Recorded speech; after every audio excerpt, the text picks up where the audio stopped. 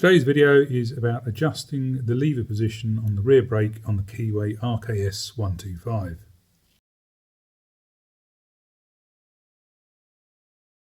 On this particular bike, when I first started, this lever was actually at a higher position than the right hand peg. So being that high, it was physically impossible to reach the rear brake when you're riding. All the good stuff happens over at this end though. So, just to explain what the certain bits are, this piece here is the rear brake switch. So as the lever moves in and out like this, this will activate the rear brake. To adjust this needs to be moved up and down, because what will happen is if you move this lever, the lever more and more and more this way, the switch will basically be permanently on. So underneath this cover here is 14mm two faces. So you put 40mm on either side and then you wind this up and down to the right position for the spring. So now we've come in from underneath, so hopefully you'll be able to see, if I just move this pointer over to here, this nut goes along this way, so the more you wind it out, the more it puts pressure onto this piece here, which will then reduce the height of the brake pedal.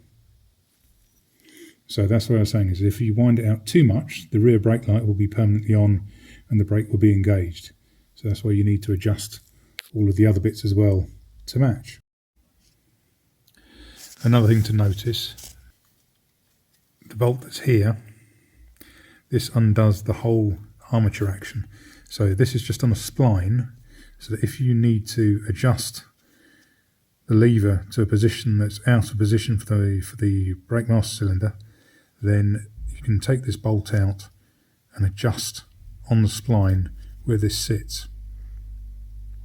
And that basically means that you can maintain the level of brake travel that you want in combination with where you're going to position the brake lever. So yeah, it's not at all clear from the side view how to see through to that nut, but you can see how it, if I just spin around, you can see that's the bolt that holds the actual skewer on there, holds the actual shaft on, and it comes down behind here.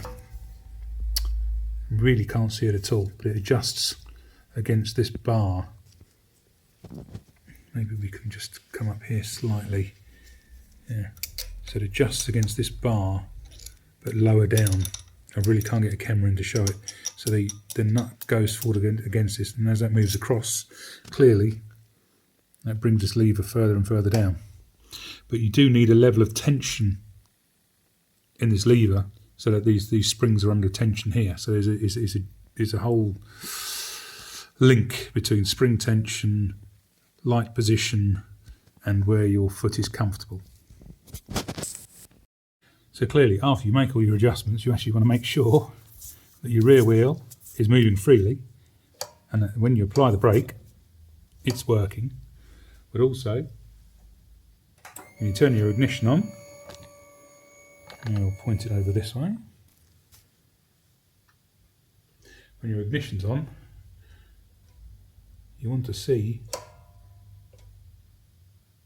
the rear light coming on.